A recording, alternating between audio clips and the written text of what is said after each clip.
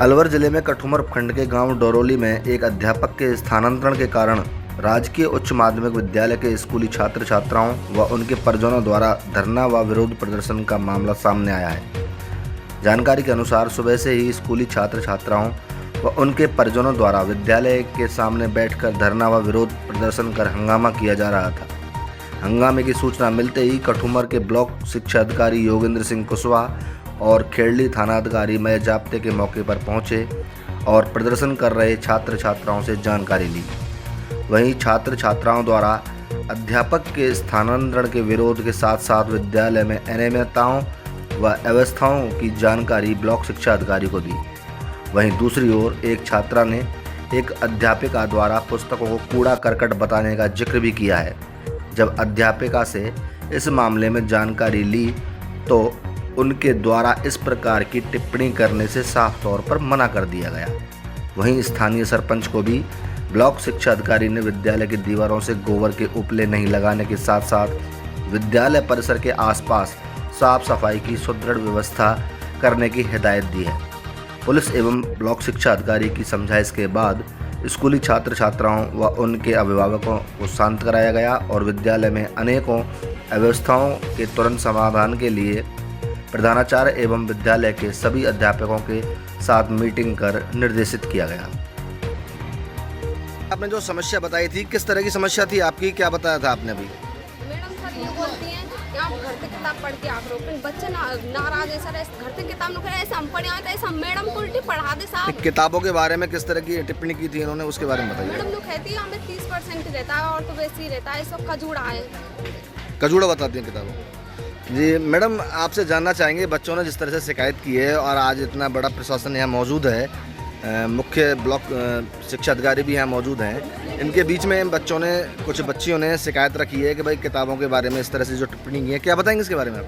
Sir बताती हूँ, मैं तुम शांत रहना शुरू में, ठीक है सर। मैंने ये कहा था इन बच्चों से कि मैं क्या है कि इससे पहले जिस स्कूल से आई हूँ वहाँ मैं इनको नोट्स टाइप में लिखाती थी जी, जैसे उत्कर्ष कोचिंग के नोट्स होते हैं ना, उस तरीके से इनको जो काम की चीज़ें मैं वो बोर्ड पे लिखाती थी इनको और लिखा करके इनको समझाती थी। लिखाने के बाद में बच्चों ने कहा मैडम किताबें पढ़ाओ। मैंने कहा कि पहले तुम इनकी जो काम की चीज़ें आपके एग्ज़ाम की दृष्टि से उसको आप कंप्लीट कर लो, और अगर जैसे तुम एक बार घर से भी पढ़ के आना चाहिए, क्योंकि जिस टॉपिक को पढ़ाया जा रहा है स्कूल में वो एक बार घर से भी तैयार करके आना जरूरी है। जब तुम घर से पढ़ के आओगे तो नहीं मैडम, इसमें मुख्य जो बात है वो जो टिप्पणी के बारे में आपसे सवाल था कि आपने जो किताबों को कूड़ा बताया है, जिस तरह से अभी बच्चों ने आपके सामने बताया है, आपके सामने कह रही है, इसके बारे में क्या बताएंगे आप?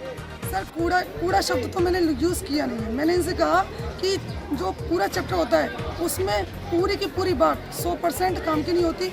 जो चीज़ें इंपॉर्टेंट है मैं आपको वो लिखाऊंगी और आप घर से पढ़ के आओगे तो जो चीज़ें तुम्हें समझ में नहीं आ रही वो मुझसे आकर तुम पूछ यहाँ पर ये बात। सर आज डोरोली गांव में जो राजकीय उच्च माध्यमिक विद्यालय है, यहाँ पर ग्रामीणों की तरफ से और बच्चों की तरफ से एक विरोध प्रदर्शन और धरना प्रदर्शन दिया जा रहा था। सुबह से ही हंगामा खड़ा किया जा रहा था एक अध्यापक के स्थानांतरण को लेकर। सर क्या बताएंगे किस तरह की गतिविधियाँ रही हैं और अभी आपने किस तरह की यहाँ समस्याएँ सुनी हैं बच्चों की और किस तरह के आश्वासन दिए हैं? देखिए, आज सुबह लगभग 8:30 बजे मुझे जानकारी प्राप्त हुई कि विद्यालय के कुछ बच्चे गेट से बाहर हैं और धरना देकर प्रदर्शन कर रहे हैं और स्कूल में जाने से मना कर रहे हैं। जब मौके पर आकर मैंने देखा और बच्चों से बात की तो पता लगा उनकी सबसे महत्वपूर्ण समस्या ये थी कि उनके एक शिक्षक हैं, उनका स्थानांतरण हो गया है। तो वो ये चाहते थे कि वो स्थानांतरण निरस्त हो। बच्चों को इसमें समझाया गया कि स्थानांतरण राज्य सरकार की निर्धारित प्रक्रिया है जो छोटे स्तर पर संभव नहीं है। बाकी उन्होंने कुछ छोटी मोटी समस्याएं स्कूल की बताई थी, जैसे उनका कहना था कि कल क्लासरूम्स में बोर्ड टूटे हुए हैं, तो मौके पर ही प्रधानाचार्य जी को निर्देशित कर नए बोर्ड मंगवाए गए और हाथों हाथ उनको लगवाए गए। बच्चे उससे संतुष्ट हो गए। दूसरी उनकी समस्या ये थी कि शौचालय की सफाई नहीं होती है, गेट टूटे हुए हैं, तो वो उसके लिए भी प्रधानाचार्य जी को निर्देश दिए और उन्होंने स्त्री को बुलवा लिया है और बहुत शीघ्र ही 2 और 3 डेज़ सही हो जाएंगे और साफ़ सफाई के लिए निर्देशित कर दिया है। एक समस्या बच्चों ने ये भी रखी थी कि हमारी जो है पढ़ाई का जो स्तर है वो न्यून है, तो मैंने स्वयं ने जो है उनके पोर्टफोलियो आदि जाके देखे तो वास्तव में कुछ कमियां पाई गई और उनको निर्देशित किया संबंधित शिक्षकों की भाई आप जो है इनको समय समय पर पूरा करावें और संस्था प्रधान सहित समस्त शिक्षकों को ये निर्देश दिए कि विभाग के निर्देशों के अनुसार राजस्थान के स्कूल्स में राजस्थान की शिक्षा में बढ़ते कदम के आधार पर यदि काम किया जाएगा तो बच्चे निश्चित रूप से समय पर संपन्न भी होंगे, गुणवत्ता भी उनमें आएगी शिक्षा में। टीचर्स की एक मीटिंग जिसमें ली गई, उसके बाद गांव के सरपंच साहब को भी साथ रखा। सरपंच साहब ने भी पूरा सहयोग दिया और बच्चों को समझाइश की। कुछ पोषार के लिए कहा था कि भाई फल वगैरह नहीं मिलते हैं, तो संस्था प्रधान ने अपने जो संबंधित प्रभारी हैं उनको बुलाया, उनसे बात की। तो गुरुवार को यहाँ फल दिए जाते हैं। उस दिन वो किसी काम से विद्यालय नहीं आए थे, इसलिए फल नहीं दे पाए थे और आज उसके स्थान पर फल दिए गए हैं। और उनको ये भी निर्देशित कर दिया कि भविष्य में यदि किन्हीं दिन सप्ताह में जो एक दिन निर्धारित होता है उस दिन नहीं दे पाएँ तो अगले दिन दे करके उसकी पूर्ति करें। साथ ही बच्चों को फूड के साथ में कुछ चीज़ें और जोड़ी जाएँ, जैसे पापड़ है, अचार है, मीठा है और सलाद है। तो इसके लिए भी उन्होंने आश्वस्त किया कि अब ये समस्या नहीं आएगी। और मैंने उनको निर्देशित किया है कि अगले दिन से जब आप भोजन कराएं बच्चों का तो उनके फ़ोटो ग्रुप में शेयर करें। जी सर, एक बच्चों की तरफ से कुछ बालिकाओं ने बताया कि 11वीं क्लास की कुछ छात्रा हैं, उनका कहना है कि भाई यहाँ पे जो नई शिक्षिका आई हैं उनके द्वारा किताबों को इग्नोर किया गया है और कुछ अलग तरीके से टिप्पणी की है। सर, इसके बारे में क्या बताएंगे आप? मैंने उन शिक्षिका से बात की थी, उन्होंने बताया कि सर ऐसा कुछ नहीं है, बहुत सारी चीज़ें आजकल मोबाइल पे आती हैं।